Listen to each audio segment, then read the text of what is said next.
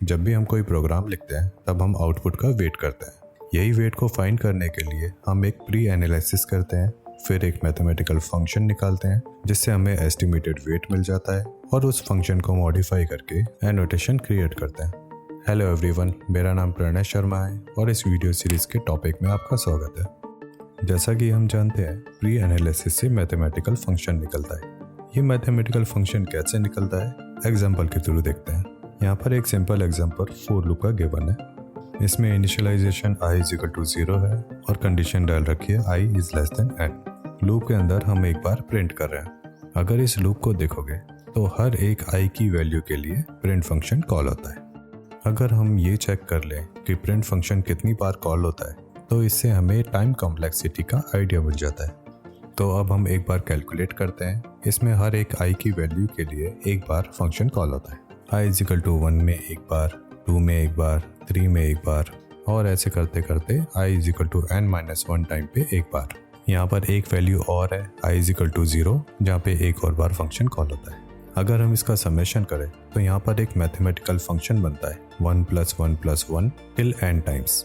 तो ओवरऑल कितनी बार ये फंक्शन कॉल हुआ है? n times. नाउ अगर फॉर लूप के अंदर एक और प्रिंट स्टेटमेंट होता तो कैसे मैथमेटिकल इक्वेशन बनती? एवरी i की वैल्यू के लिए 2 टाइम्स कॉल होता है, तो फाइनल फंक्शन क्या बनेगा हमारा? 2n। और अगर इसके अलावा फॉर लूप के बाहर एक स्टेटमेंट और है तो हमारी मैथमेटिकल इक्वेशन कैसी बन जाएगी? 2n + 1। ये इक्वेशन होती है लीनियर इक्वेशन, जो ऑपरेशन और n की वैल्यू के ग्राफ में एक स्ट्रेट लाइन की तरह होती है। नाउ अब हम एक दूसरे एग्जांपल पे आते हैं। यहाँ पर पहले फॉर लूप के अंदर दूसरा फॉर लूप है और दूसरे फॉर लूप के अंदर एक प्रिंट स्टेटमेंट है।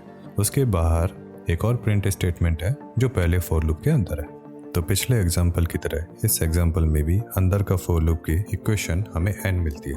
अब हमारे पास एक सिमिलर सिचुएशन है। बाहर की हर i की वैल्यू के लिए अंदर का फॉर लूप n टाइम्स चलेगा। तो हमारा समेशन कैसा होगा?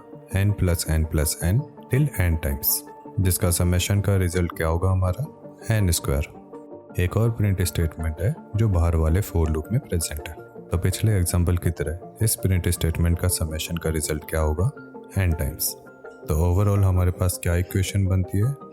n² + n। ये एक क्वाड्रेटिक इक्वेशन है। इट मीन्स ये ऑपरेशन और n की वैल्यू के ग्राफ में एक कर्व की तरह ऊपर की तरफ बढ़ता चला जाएगा। अब हम एक तीसरे एग्जांपल पे आते हैं। इसमें i की वैल्यू n सेट है और इसमें i का डिक्रीमेंट हो रहा है बाई 2 से। इसे हम एक बार नॉर्मल वैल्यू की तरह रन करके देखते हैं। जब n की वैल्यू 10 है, फर्स्ट i की वैल्यू 10 होने पर ये कॉल होता है। उसके बाद i की वैल्यू 5 होती है, उसके बाद i की वैल्यू 2 होती है और फिर लूप एंड हो जाता है। तो टोटल ये 3 बार रन होता है। अगर हम इसे नीचे से देखें तो ये एक्चुअली में × 2 करता हुआ चलता जा रहा है। तो इसकी इक्वेशन अगर हम बनाएं तो 2x = n होगा। इसमें x एक्चुअली में नंबर ऑफ ऑपरेशन है। तो इसको सॉल्व करने के लिए हम log2 से बोथ साइड मल्टीप्लाई कर देंगे। एक log की प्रॉपर्टी होती है जो आपके सामने गिवन है। अगर हम इसको यूज़ करें तो लेफ्ट साइड की इक्वेशन x × log2 हो जाएगा। log2 = 1 होता है, तो x = log n/2 हो जाएगा और ये हमारी इक्वेशन हो जाती है। अगर हम यहाँ पर एक और लूप लगाते हैं जो n टाइम्स चलता है तो इसका रिजल्ट हो जाता है log n + n। तो ये हमारा हो गया है लॉगरिथमिक फंक्शन।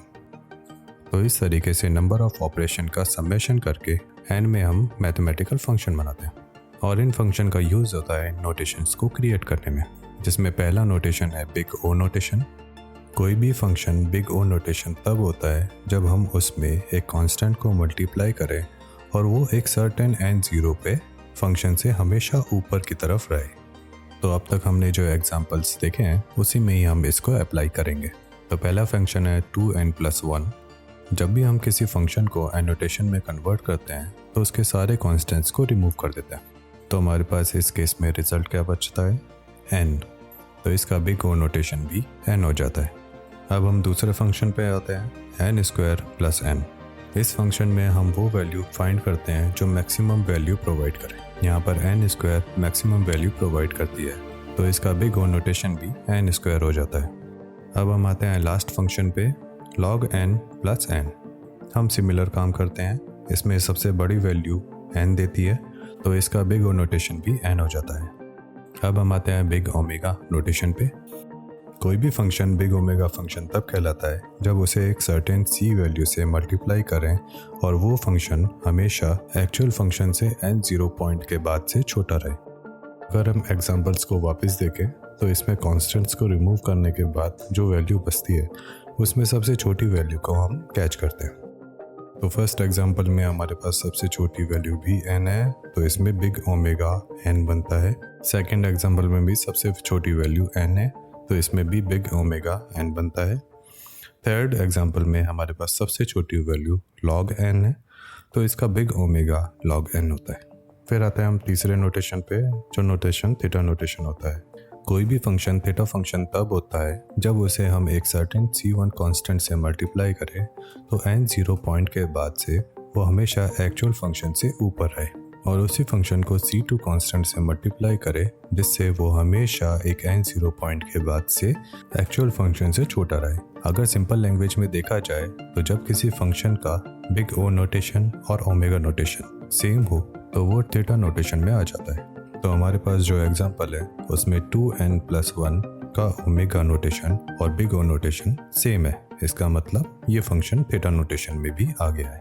इसके बाद हमारे पास दो और नोटेशन होते हैं, स्मॉल ओ और small omega. Big O notation और ओमेगा नोटेशन टाइटली बाउंड होते हैं। अगर बिग ओ नोटेशन की बात करें तो फंक्शन को एक भी पॉइंट छोटा करने पर वो फंक्शन एक्चुअल फंक्शन से नीचे चला जाता है। सिमिलर होता है ओमेगा फंक्शन के साथ, अगर वो एक भी पॉइंट ऊपर हो जाए तो वो एक्चुअल फंक्शन से ऊपर चला जा सकता है। इसी को ही हम बोलते हैं टाइटली अपर बाउंड और टाइटली लोअर बाउंड। स्मॉल ओ की बात करें तो ये टाइटली अपर बाउंड नहीं होता, मीन्स बिग ओ नोटेशन अगर हमारा n है तो उसका स्मॉल ओ नोटेशन n भी हो सकता है, n² भी हो सकता है, और अपर बाउंड में किसी भी वैल्यू पे भी हो सकता है। सिमिलरली अगर बिग ओमेगा नोटेशन n है तो उसका स्मॉल ओमेगा नोटेशन n भी हो सकता है, log n भी हो सकता है, और नीचे की तरफ कोई भी फंक्शन हो सकता है। ये दोनों नोटेशन एक्चुअली में एक्यूरेसी को नहीं बता पाते, इसलिए इन दोनों नोटेशन का यूज़ नहीं होता।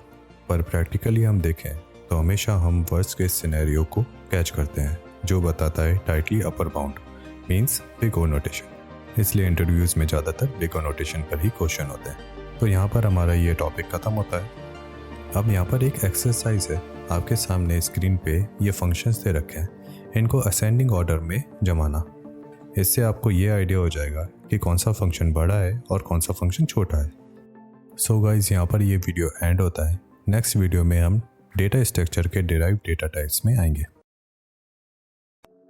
सो गाइज अगर आपको ये वीडियो पसंद आई तो लाइक करें, शेयर करें, चैनल पे नए हो तो सब्सक्राइब करें और बेल आइकन दबाना ना भूलें।